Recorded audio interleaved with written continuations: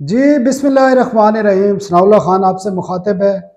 वफाकी दारुल हुकूमत, जिसको पाकिस्तान का सबसे खूबसूरत और महफूज शहर कहा जाता है, उसमें 24 घंटे के दौरान, गुज़श्ता 24 घंटे के दौरान, जिस वक्त मैं ये रिकॉर्डिंग कर रहा हूँ, एक ही डकैत ने 5 के करीब बैंकों में डकैतियाँ की हैं, बैंकों और बैंकों के बाहर डकैतियाँ की हैं और इंतहाई संजीदा मामला है।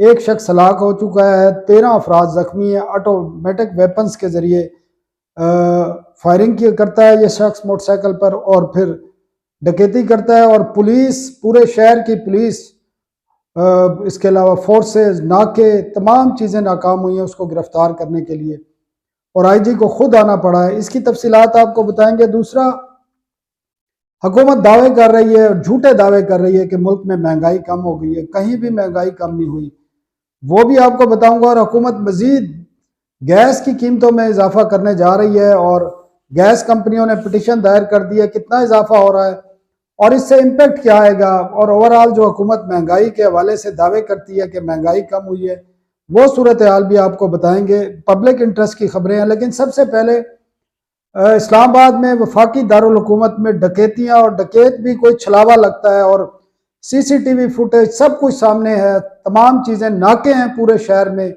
आप चले जाएं, आप एक रोड से दूसरी साइड पे जाना हो तो आपको पुलसरात पार करना पड़ता है। 1-1 किलोमीटर के लाइनें लगी होती हैं, पुलिस एक एक गाड़ी को चेक करती है।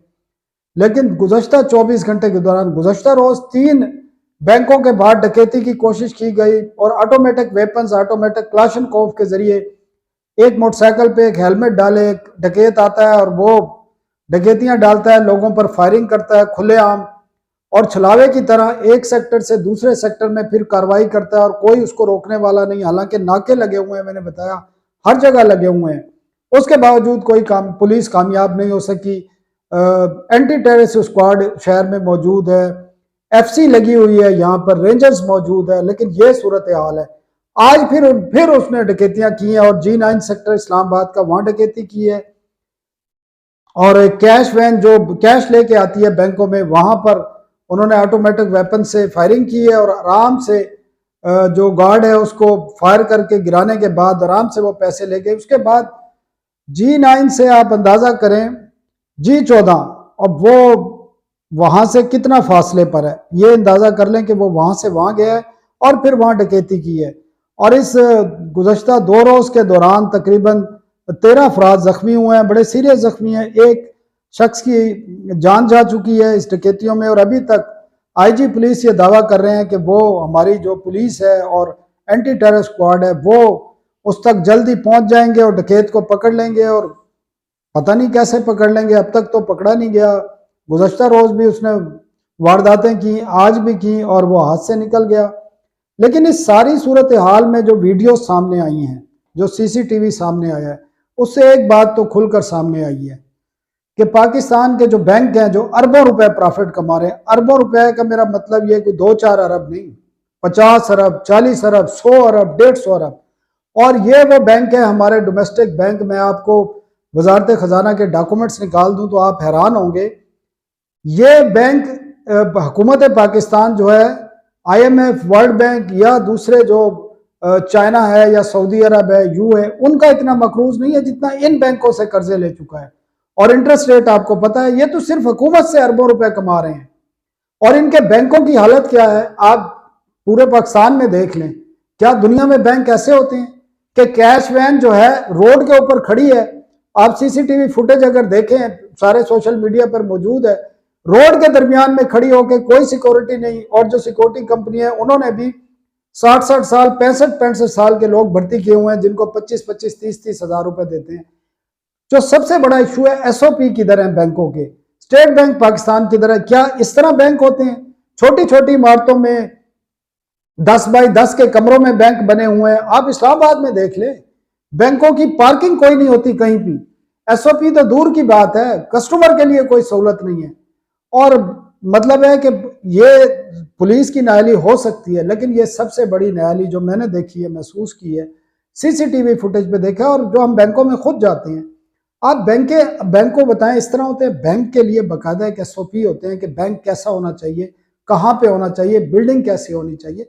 ये तो दुकानों में खुले हुए हैं बैंक, छोटे छोटे प्लाजों में खुले हुए हैं, एक फ्लोर लेके उसमें बैंक बना लेते हैं, कोई पार्किंग नहीं लेते, कोई ऐसी जगह नहीं है कि जहां पर आपकी जो कैश वैन अंदर आकर आपको कैश हवाले कर सके। ये कैश वैन पर अटैक हुए हैं, एक आदमी आराम से आ रहा है, कैश वैन पे अटैक करके जा रहा है, सीसीटीवी फुटेज बन रही है।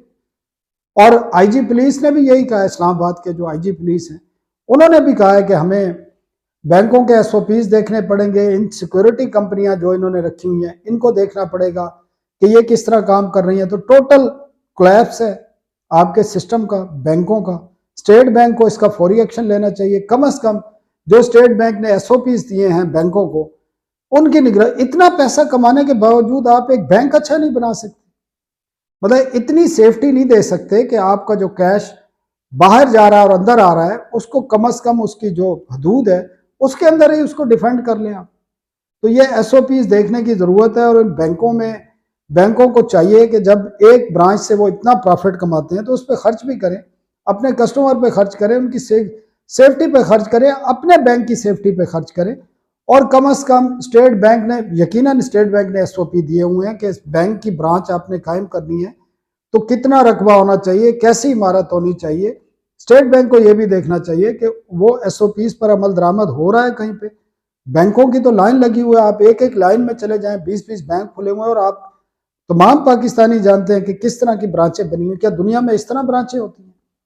दुनिया में बैंकों की जब कैश वैन आती है तो बैंक के एक सिस्टम बना होता है, बैंक के अंदर वो साइड पे जाती हैं, या कम से कम अंडरग्राउंड कोई ऐसा सिस्टम बना रोड के ऊपर, रोड के भी दरमियान में, क्योंकि रोड पे तो गाड़ियां खड़ी हैं जो आपके कस्टमर की, क्योंकि आपने पार्किंग तो दी नहीं, तो वहां से लेकर जब वो बंदा जाता है रोड तो दरमियान में उसको शूट भी किया जाता है और लूट मार भी कर ली जाती है।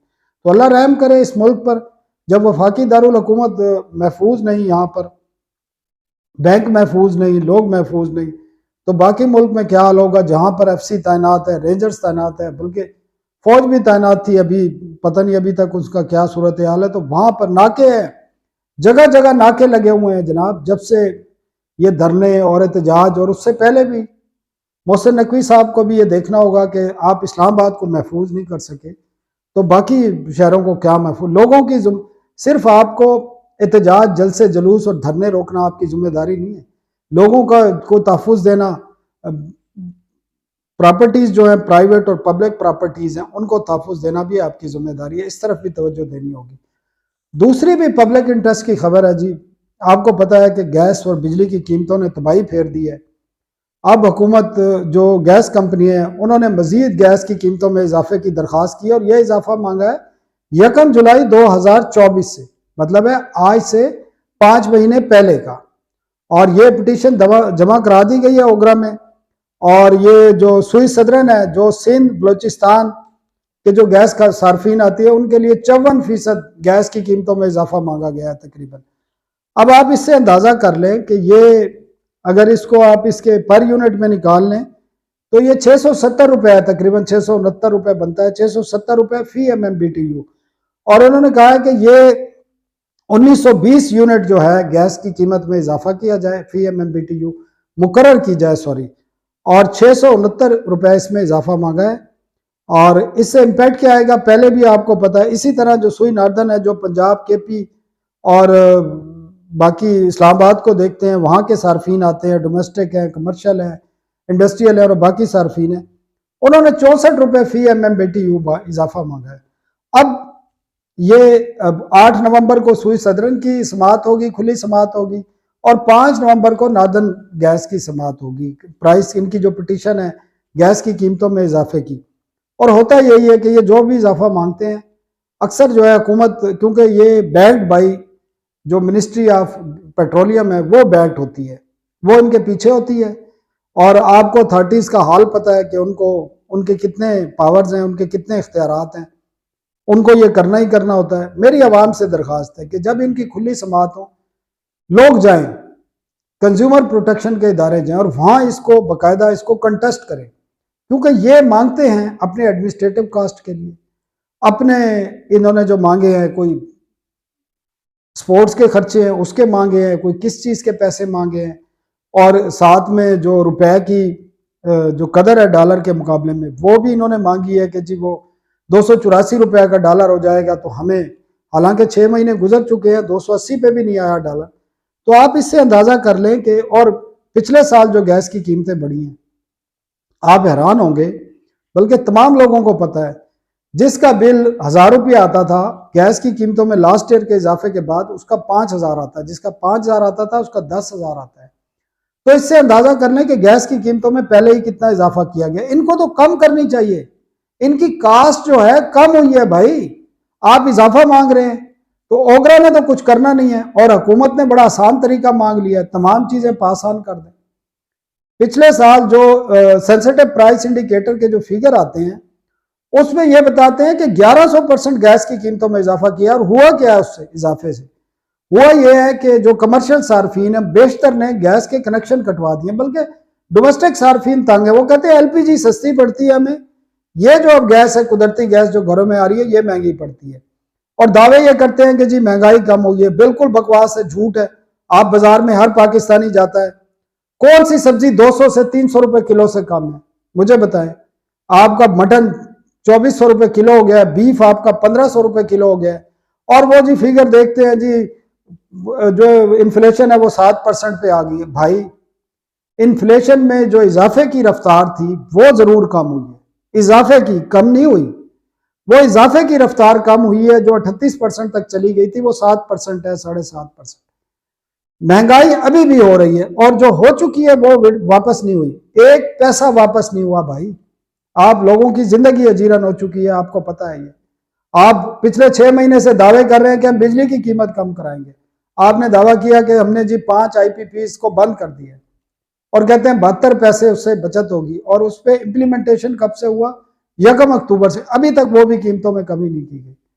तो आप सीरियस नहीं है भाई? आप आवाम को बेवकूफ़ नहीं बना सकते। हर पाकिस्तानी को पता है कि कितनी महंगाई है लोगों की। मैं तो बार बार ये कहता हूँ कि इस मुल्क में अब 2 क्लास रह गई है, लोअर मिडिल और मिडिल क्लास खत्म हो चुकी है। इस जो पिछले 2-2.5 साल 3 साल में महंगाई हुई है, उसने आपकी मिडिल क्लास और लोअर मिडिल क्लास को वॉश कर दिया। या तो अब एक अमीर तबका रह गया इस मुल्क में, या गरीब रह गया है। जो गरीब लोग हैं, जिनकी योमिया आमदन जो है $2 है, $2 का मतलब है 550 रुपए, उनकी तादाद जो है 40% से 50% हो गई है। आप अंदाजा कर लें कि पाकिस्तान की 12 करोड़ से ज्यादा आबादी गुर्बत का शिकार है, जिनकी योमिया आमदन 550 रुपए है। तो आप मुझे बताएं, 550 रुपए में एक हांडी नहीं बना सकते? आप नहीं बना सकते। आप रोजमर्रा इस्तेमाल की चीजों की कीमतें देख लें, आप यूटिलिटी की कीमत देख लें, आप बाकी ट्रांसपोर्ट के चार्जेस देख लें, आप बाकी चीजें देख लें। सूरत हाल अगर रही सही कसर आपके टैक्सों ने पूरी कर दी है। जो आपने टैक्स लगाए थे पिछले साल IMF प्रोग्राम लेने के लिए, GST की एग्जम्पशन खत्म की।